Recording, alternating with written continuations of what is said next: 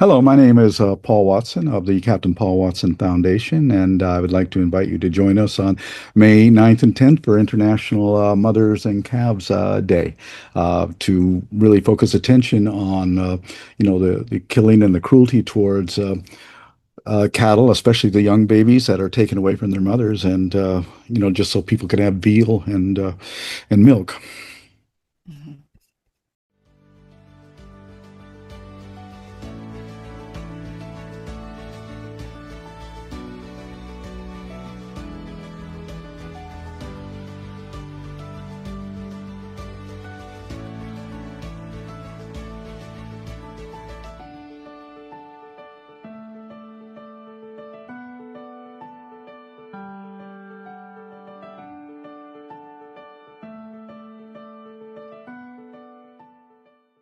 Welcome to the Million Vegan Grandmothers podcast. And today, again, I have Captain Paul Watson. Thank you, Paul, again, for being here and speaking with us. Well, thank you. My pleasure. Ah. A little while ago, we spoke and asked you if you would be our representation, our beautiful spokesperson for the Calf and Cow of the Oceans for our International Calf and Cow Mother's Day coming up this 9th and 10th of May 2026. And I am honored to do that. Oh, thank you very much. Well, when we think about the incredible bond between a mother and her baby, and we think about in human terms, we protect that bond so ferociously, but yet we don't do it with other species. And we would really appreciate if you could share a few stories about seeing and witnessing this bond, whether it was a bond that you saw of, I think one time you spoke of a cow that carried her calf for a very long way after the calf had passed already. Is that true? Is that a story? Oh, you mean an orca? An orca. Yeah, it was a baby orca that had died, and the mother carried the calf for I think 18 days.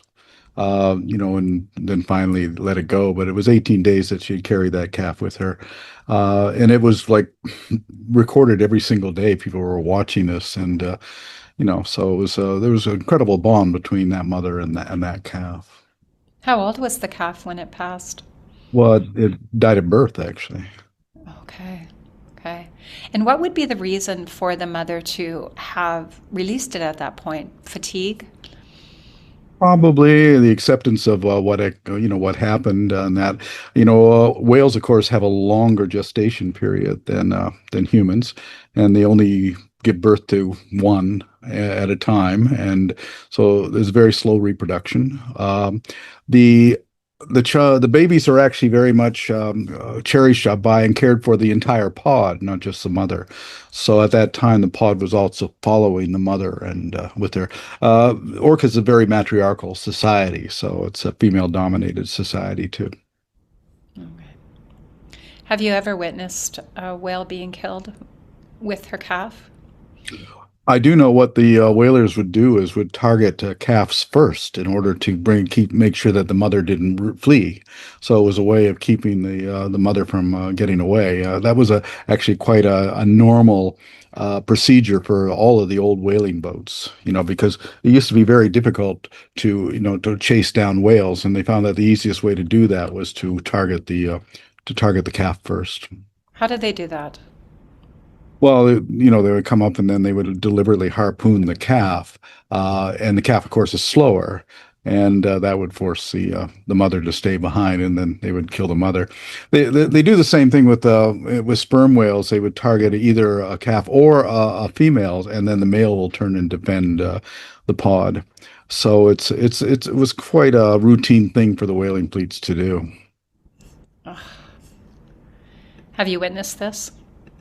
No, I've very rarely seen a whale killed a couple of times, but usually we're there we prevented it. And I saw a female sperm whale being harpooned and the male that defended her, and that was a very close encounter to me because that bull sperm whale died. It could have killed me actually. It came out of the water and could have come down and crushed us, but as his head came up out of the water and I looked into his eye, I understood. that the whale understood what we were trying to do, and he began to fall back, and I saw his eye disappear beneath the surface, and he died. So he could have killed us, but he chose not to do so. So I'm here today because that whale actually spared my life. That's incredible. It's incredible. You tell us some more mother Well, I think baby whale stories. actually the strongest bond I've ever seen in the animal world was with harp seals, the mother harp seals, because they used to say, well, the sealers say that they flee and leave their baby behind, but no, what they were actually doing was trying to get the hunter to chase them and not go after the baby, because the babies are snow white, and they depend upon their camouflage to protect them. So that's why the mothers would flee. But then they would attack the baby, and then the mother would come back and then attack the sealers. And I've seen female seals that would stay with the dead body of the pup. I mean, already skinned and bleeding on the ice. That they would Oh, stay with that. They would stay with that body for days before leaving. oh, yeah. I remember one time you told a story of when you were young, and it was, maybe the basis for your book, Hitman for the Kindest Club, and about swimming with the beavers. Can you share that story? Yeah, I spent a summer when I was 10 swimming with a family of beavers in eastern Canada, and every day swimming with them, having a great time. It was mainly the young beavers I was swimming with. The adult beavers were busy doing what beavers do, and too busy to play. But it was in the next year that I went back and found that they were all gone, and found trappers had killed them all, and that's really set me off, because I then just that winter I began to walk the trap lines and free the animals in the traps, and also to destroy the traps, throw them into the river. What's happened to beavers since? Well, they were really going down in populations, but then there were conservation efforts that brought them back. So they're doing okay now, but it was a pretty touch and go for a while. One of the most interesting stories that I know about beavers is go back to the 1920s, when there was an Englishman who came over to Canada and lived like an Indian, and dressed like an Indian, tried to learn all the Indian cultures, and he was a trapper. And he married this Mohawk woman. And one day he brought two beaver kits back, and she began to care for them. And what that evolved into is that she convinced him to not kill beavers, not trap beavers anymore. And he actually became one of the earliest conservationists for beavers. He would travel the world talking about it. And his name was Gray Owl, actually. His actual real name was Archie Bellamy, but he went by the name of Gray Owl. So back in the 20s, he was actually the first real wildlife conservationist to come out of Canada. And he was focusing on protecting beavers. But, this is a man who was a trapper who then became a foremost protector of beavers because of these two little baby kits that he had brought home to his wife. Oh, get to know their nature and their beauty, and you don't want to destroy them. Yeah. Well, the most part, people don't really give much thought or compassion to animals. They're just there to be used and abused, however people want. We don't give them feelings. We don't give them respect, of course, and so and you're actually considered rather strange if you do. And that's because I just wrote a book on this called Biocentrism. It's because most of our society's point of view is anthropocentric. It all comes from the fact that we believe we're better than every other species, that we're more important, that we're dominant, we're the only species that matter. It was all created for us. Biocentrism is an attitude that indigenous people around the world understand, and that is that we're just part of everything, and we have to live in harmony with all other species, or we're not going to survive ourselves. And so this is a hard thing to get across in an anthropocentric world, this idea that every species matters. I got a call from a reporter at the Fox network. I think his name was Brent Humes. I guess he was a well-known reporter there. He called me up a few years ago. He said, "Did you say that worms, trees, bees, and whales are more important than people?" I said, "Yeah, I think I did say that." And he said, "How can you say something so outrageous? That's the most unchristian thing I've ever heard." I said, "Well, Brent, I said it because whales, trees, bees, and worms are more important than people. And I can tell you why. Because they can live here without us. But we cannot live here without them.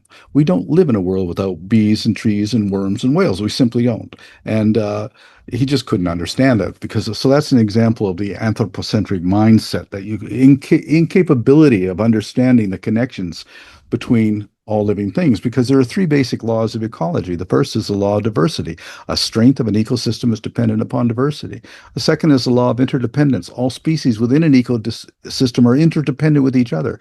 And the third is the law of finite resources, that there's a limit to growth and a limit to carrying capacity. And when one species, like ours, steals the carrying capacity of other species, that leads directly to the diminishment of diversity and the diminishment of interdependence that leads to ecological collapse and eventually our own extinction.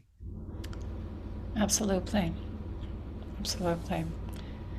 So your campaign right now is you're targeting the krill. Could you tell us a little bit about that? That bringing awareness to the overfishing and the fishing of krill. Yes, Norwegian Chinese krill ships. These are massive vessels that are going down to the Southern Ocean to literally vacuum krill, these small little crustaceans, little shrimp-like creatures, the zooplankton of the world. Now, these little creatures are abundant, but they are the primary food of the whales, the penguins, the fishes, and the seabirds and the seals. And this last year, Norway and China took 625,000 metric tons of krill out of the ocean. This year, they want to take 1.2 million.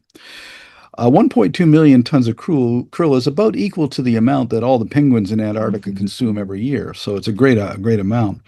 And why are they taking this? Nobody eats krill, but it's converted into a cheap protein paste to be fed to salmon on salmon farms. So people can have cheap salmon all around the world. We're going to have to take the food out of the mouths of the whales and the penguins, the fishes, and the seabirds. And they're not really giving much thought to the ecological destruction that's causing. These big ships go back and forth, unload their cargo in Uruguay, and then that's sent off to fish meal processing plants around the world and converted into salmon food. And for the most part, it's out of sight and out of mind, and our job is to bring that to people's attention. It's interesting. This last week, I got a call, actually an open letter from the Aker Krill company, which is one of the krill harvesting things. They actually invited us to come on board their ship. They said, we'll give you a ship and you can come and watch what we're doing because we're fully transparent and you'll see that this is not ecologically destructive. You can see it your own eyes. You can talk to our scientists and everything. I sent back a letter, said, no, thanks, but no thanks. We're not going to do that because your scientists basically are going to say what you tell them to say. It's as simple as that. There's just no way you can justify taking that much biomass out of the ocean and not causing any damage. So, uh, but what that does tell us is that they're very worried about us that we're coming. So our ship leaves in about 10 days, and we should be there in about 3 weeks. So your ship leaves near the end of February, and we're in 2026 right now, right? Yes, they leave from Australia. It's a 3 week crossing over to the southern tip of South America and then down to the Southern Ocean. And so it's a long trip, but and the weather's going to be bad, but we've done this stuff before. Mm. What does that mean, bad weather? It's always bad weather in the Southern Ocean. Call it the roaring 40s or the furious 50s or the screaming 60s down there. So, we're used to that. So what does that entail when you're on the ship? Well, what we want to do is to confront them and block their operations because this last June of last year, they ratified this thing called the High Seas Treaty on the Protection of Biodiversity beyond national jurisdictions. What does that mean? It's a piece of paper without enforcement. So we want to go down there and enforce it and say that we're here to uphold the laws protecting biodiversity. Now, they're insisting that everything they do is legal. Of course, everybody insists what they do is legal. The Japanese are blatantly killing whales or were killing whales in the Southern Ocean whale sanctuary in direct violation of international law, and yet they still maintain what they're doing is legal. Governments tend to do that. They're still chasing me, actually, for, they're trying to get me arrested and extradited to Japan. They had Interpol red notice out on me for 12 years. And finally, last July, Interpol dropped that, saying that it was politically motivated. But it took them 14 years to come to that conclusion. So it's always a long process dealing with these governments and these corporations that abuse the law and then justify what they're doing by saying that they're the ones who are operating legally. They dismiss us as radicals and eco-terrorists and everything. And I said, I'm not an eco-terrorist. I've never worked for Monsanto. I've certainly never worked for you guys. And but they're the ones who are breaking the law. And over the last 50 years of operations, I've never injured anybody. I've never been convicted of a crime, and I've never lost a civil lawsuit. So we're certainly not the ones that are breaking the law. Mm. Mm. Clearly, clearly. But we have a system of normalized violence and exploitation Mhm. of every being really on this planet, and so it's bringing some truth to light. So thank you so much for your work. Can you, before we end this interview, can you speak a little bit more about the matriarchal community of whales and the ex- incredible intelligence and protection and love of a mother and a calf?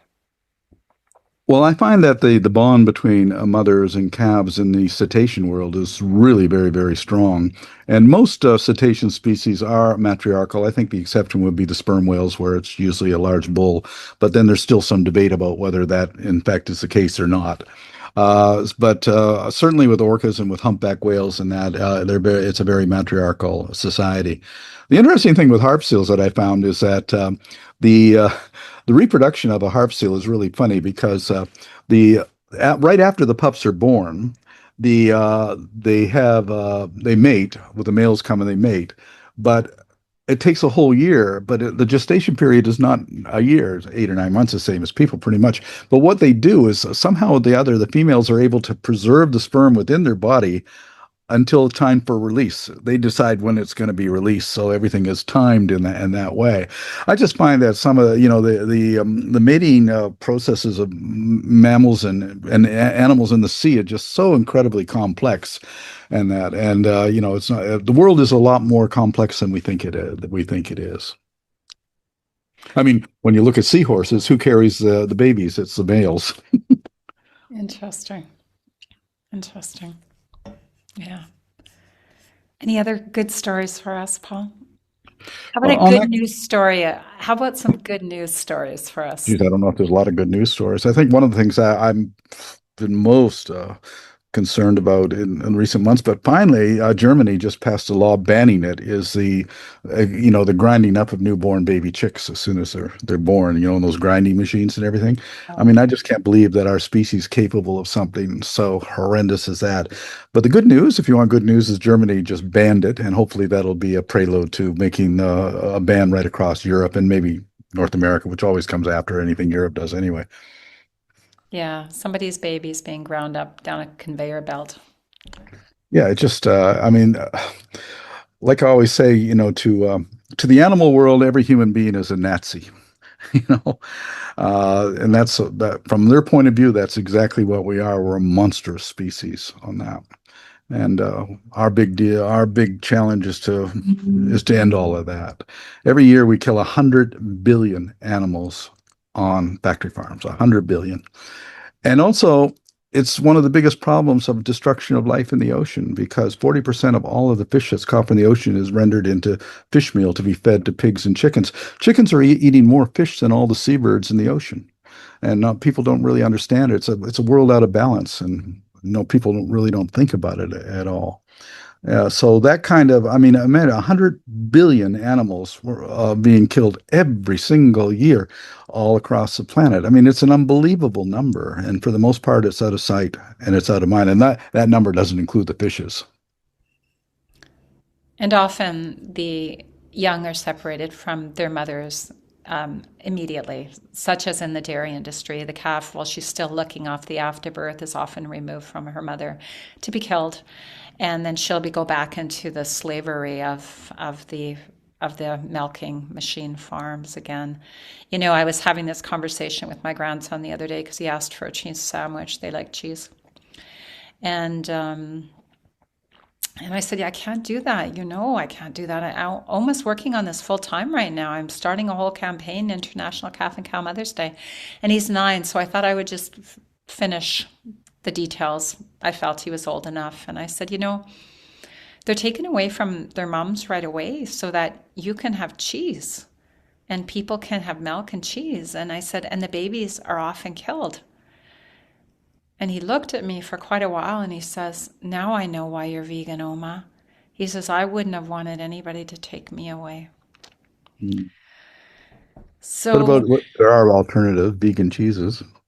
yes, there sure are a lot of alternative vegan cheeses. Well, thank you so much, Paul, for this time. And we were going to ask you if you're not on the ocean, if you would join us for our next convergence that is all about International Calf and Cow Mother's Day on April 25th and 26th, to bring awareness to organizers around the world to please join in and bring deep compassion. Let's widen our circle of compassion to include the mother and babies and families, really, of all species. So thank you, Paul, very much. Thank you.